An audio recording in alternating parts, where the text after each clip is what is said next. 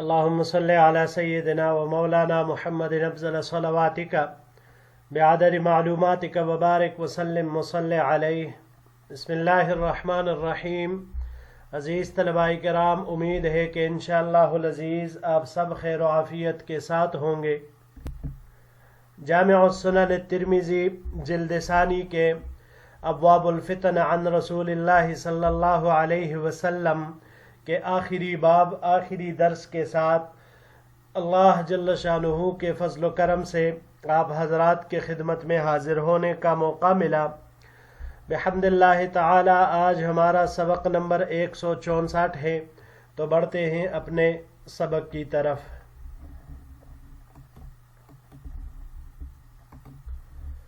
باب وبه قال حدثنا ابراہیم بن یعقوب الجزجانی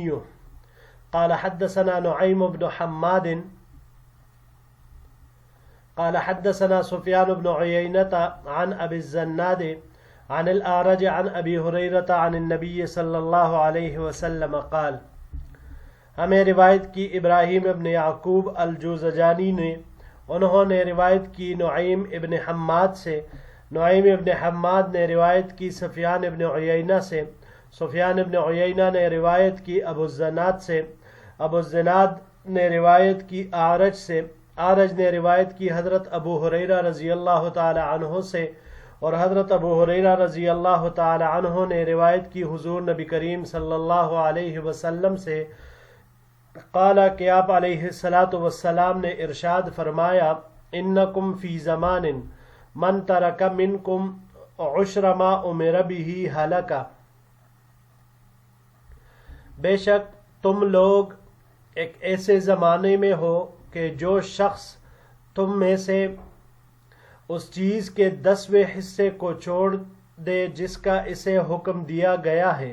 تو وہ ہلاک ہو جائے گا۔ ثم یأتی زمان من عمل منہم بعشر ما امر به نجا، پھر ایک زمانہ آئے گا جس میں جو شخص مامور بھی چیز کے 10ویں حصے پر بھی عمل کرے گا تو وہ نجات پا جائے گا۔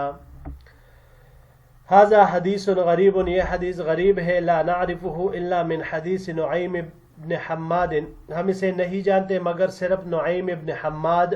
کے طریق سے، اس راوی کے طریق سے۔ عن سفیان ابن عیینہ، انہوں نے روایت کی ہے اسے سفیان ابن عیینہ سے۔ وفی الباب، اس باب میں، عن ابی ذر و ابی سعید، حضرت ابو ذر غفاری رضی اللہ تعالی عنہ اور حضرت ابو سعید خدری رضی اللہ تعالی عنہ سے روایات مروی ہے۔ وبه قال حدثنا عبد بن حمید قال حدثنا عبد الرزاق قال حدثنا معمر عن الزہری عن سالم عن ابن عمر قال، ہمیں روایت کی عبد بن حمید نے، انہوں نے روایت کی عبد الرزاق سے، انہوں نے کہا کہ ہمیں خبر دی معمر نے،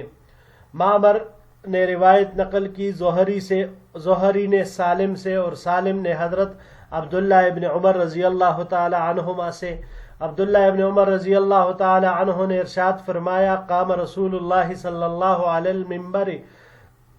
فقال، کہ حضور نبی کریم صلی اللہ علیہ وسلم خطبہ دینے کے لیے ممبر پر کھڑے ہوئے اور ارشاد فرمایا، ہا ہنا ارض الفتن واشار الی المشرق حیث یطلع قرن الشیطان او قال قرن الشمس۔ آپ علیہ السلام نے ارشاد فرمایا، یہاں فتنوں کی زمین ہے، اور اشارہ کیا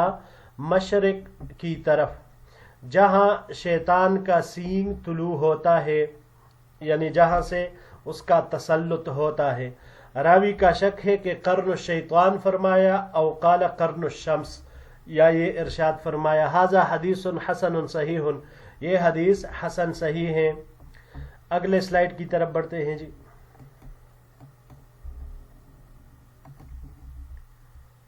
وبه قال حدثنا قتيبة قال حدثنا رشدين بن سعد قال حدثنا يونس عن ابن شهاب الزهري عن قبيصة بن زويب عن ابي هريرة رضي الله تعالى عنه قال،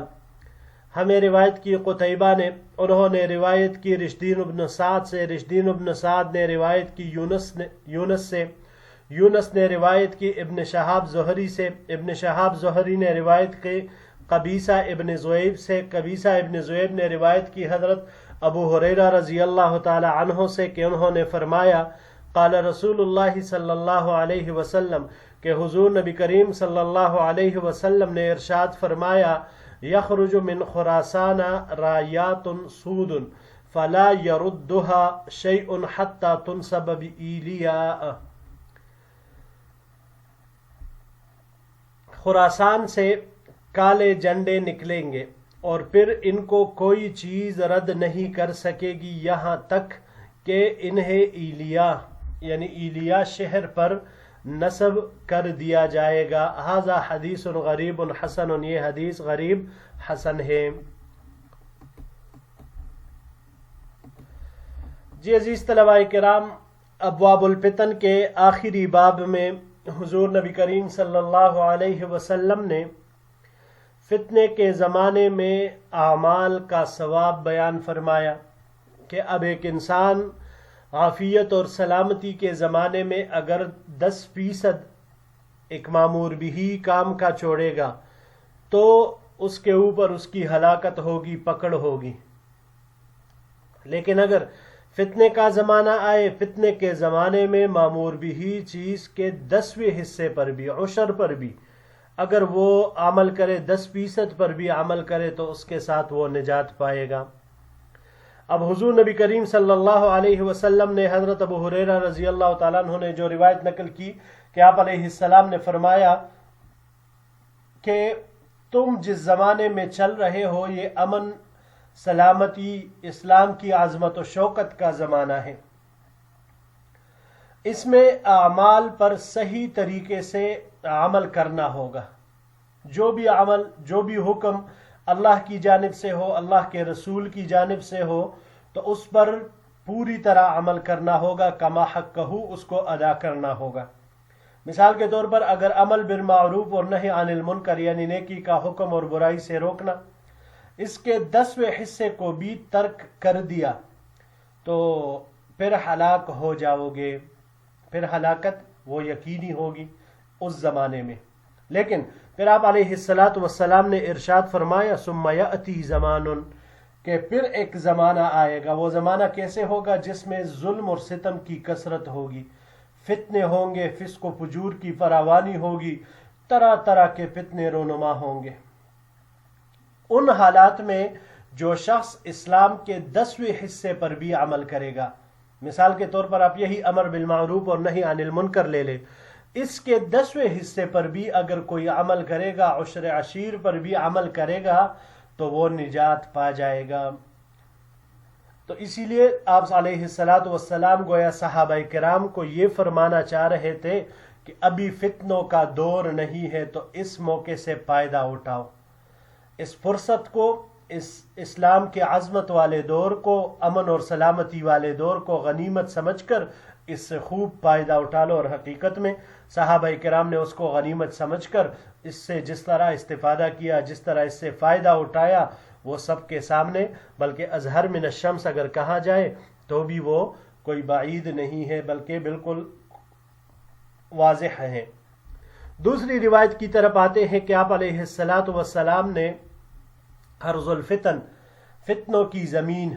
مشرق کی سرزمین کو فتنوں کی سرزمین قرار دیا کہ اس میں شیطان کا ایک سینگ طلوع ہوتا ہے، یعنی اس میں شیطان کے ہم نوا پیروکار اور ان کا تسلط ہوگا۔ اس کے بارے میں ہم نے قبل میں بھی پڑھا تھا کہ شام کے بارے میں، عراق، یہ علاقے اس میں آتے ہیں مشرق میں، تو یہ سارے اس میں شامل ہے، اور اس طرف سے ہی پھر دجال کا بھی ظہور وہ ہوگا۔ آخری روایت کی طرف آتے ہیں۔ اس آخری روایت میں، ابواب الفتن کے آخری روایت میں، حضور نبی کریم صلی اللہ علیہ وسلم نے خراسان سے سیاہ جھنڈوں کے ایک لشکر کے نکلنے کا ارشاد فرمایا، یخرج من خراسان رایات سود، کالے جھنڈے والے لشکر۔ اس میں حضور نبی کریم صلی اللہ علیہ وسلم نے فرمایا ہے کہ اس میں اللہ کا خلیفہ امام مہدی ہوگا، اور وہ علاقوں پر علاقے فتح کرتا ہوا ایلیا شہر میں جا پہنچے گا، اور وہاں پر جا کر ان کالے جھنڈوں کو نصب کرے گا۔ ان کالے جھنڈوں کو ایلیا شہر میں نصب کیا جائے گا۔ یہ مضمون ایک دوسری حدیث میں بھی آیا ہوا ہے کہ آپ علیہ السلام نے ارشاد فرمایا کہ جب خراسان کی جانب سے کالے جھنڈوں والا لشکر نمودار ہو تو تم بھی اس میں شامل ہو جانا، کیونکہ آپ علیہ السلام نے پھر اس روایت میں فرمایا کہ اس لشکر میں امام مہدی ہوگا، تو اس لشکر میں شامل ہو کر ان کی معیت میں ہو جانا تاکہ نجات پا سکو۔ تو اس لشکر کا ظہور یہ بھی حضور نبی کریم صلی اللہ علیہ وسلم نے فرمایا کہ خراسان سے ہوگا، اور خراسان کے متعلق ہم قبل میں ذکر کر چکے ہیں کہ اس میں بعض حضرات کے نزدیک جغرافیائی اعتبار سے اب تو حدود و ممالک کے اعتبار سے تقسیم ہے، افغانستان، ایران، عراق، پاکستان کا بھی بعض حصہ کچھ حضرات اس میں شامل کرتے ہیں کہ خراسان یہ پورا حدود اس میں یہ آتا ہے، تو اس سے ہی امام مہدی کا ظہور ہوگا۔ حقیقت وہ اللہ ہی کے علم میں ہے کہ کہاں سے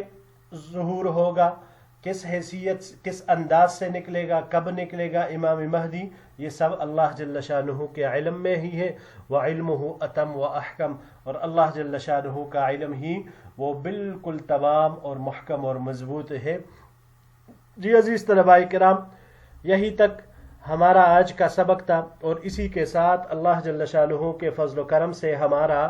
ابواب الفتن بھی اپنے اختتام کو پہنچا۔ انشاءاللہ العزیز اگلے درس میں ہم ابواب الرؤیا عن رسول اللہ صلی اللہ علیہ وسلم شروع کریں گے۔ خوابوں کے متعلق حضور نبی کریم صلی اللہ علیہ وسلم کے ارشادات مبارک وہ ہم پڑھیں گے۔ عزیز طلباء کرام، فتنوں کے بارے میں ہم نے پڑھا، یہ روایات ہم نے پڑھی، مختلف ابواب ہم نے پڑھے۔ تو فتنوں سے حفاظت کا عزیز طلباء کرام سب سے بہترین ذریعہ اپنے شریعت اسلامی پر پوری طرح عمل پیرا ہونا ہے۔ ہم جتنا اپنے شریعت پر، اپنے دین پر مضبوطی کے ساتھ قائم رہیں گے، اتنا ہی ان فتنوں سے ہماری حفاظت ہوگی۔ خود بھی اپنے آپ کو بچانا، اپنے اہل و عیال کو بچانا، پھر محلے والوں کو بچانا، پھر پورے علاقے کو بچانا، پورے ملک کو بچانا، پوری دنیا کے مسلمانوں کو بچانا۔ یہ ہمارے سامنے ایک مشن ہونا چاہیے، ایک مقصد ہونا چاہیے کہ ایک ایسا دور یہ آ رہا ہے، ہماری زندگی میں آئے، ہمارے بعد والوں کی زندگیوں میں آئے، کب آئے اللہ جل شانہ کے علم میں ہے، لیکن آنا اس کا ایسے ہی یقینی ہے جس طرح سورج غروب ہونے کے بعد اس کا طلوع ہونا وہ یقینی ہوتا ہے، دن آنے کے بعد رات کا آنا وہ یقینی ہوتا ہے۔ تو جس طرح یہ چیزیں بالکل یقینی ہیں، تو اسی طرح ان فتنوں نے بھی واقعہ ہونا ہے، کچھ واقعہ ہو چکی ہے، کچھ ہو رہی ہے، کچھ ہوں گی۔ تو جتنے بھی ہے میرے عزیز طلباء کرام، ان حالات میں، ان فتنوں کے دور میں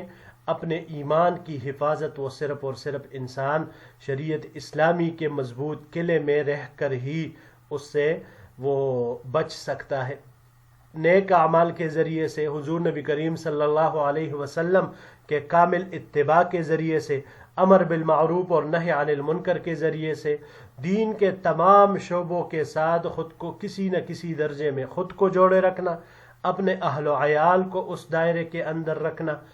ان کو اعمال کا پابند کروانا۔ اگر ہم اہل علم حضرات، ہم ہی حضور نبی کریم صلی اللہ علیہ وسلم کے سنتوں پر، اللہ جل شانہ کے احکامات پر پوری طرح کاربند نہیں ہوں گے، تو پھر عوام سے ہم کیا مطالبہ کر سکیں گے؟ تو حضور نبی کریم صلی اللہ علیہ وسلم کی سنتوں پر، حضور نبی کریم صلی اللہ علیہ وسلم کے مبارک اعمال پر جب ہم خود آئیں گے، تو پھر ہماری وجہ سے ہمارے گھر والے آئیں گے، پھر ہماری وجہ سے ہمارے علاقے والے آئیں گے، سب آئیں گے، اس کی برکت سے محنت کریں گے، لوگوں کو ان چیزوں کے اوپر لائیں گے، تب ہی ان فتنوں سے حفاظت ہماری بھی ہوگی، اور پوری انسانیت کی اسی کے ذریعے سے مسلمانوں کی حفاظت ہوگی، نیک اعمال کے ذریعے سے۔ تو اپنے آپ کو بھی بچانا، اپنے اہل و عیال، خاندان، دوست احباب مسلمانوں کو بچانا، اس پر خود بھی آنا اور ان سب کو لانا، یہ ہم سب کی ذمہ داری ہے۔ اللہ جل شانہ ہم سب کی ایمانوں کی حفاظت فرمائے، ہم سب کو نیک اعمال پر، شریعت اسلامی پر پوری طرح چلنے والا بنائے۔ انشاءاللہ العزیز اگلے درس میں پھر آپ کی خدمت میں حاضر ہوں گے۔ السلام علیکم ورحمۃ اللہ وبرکاتہ۔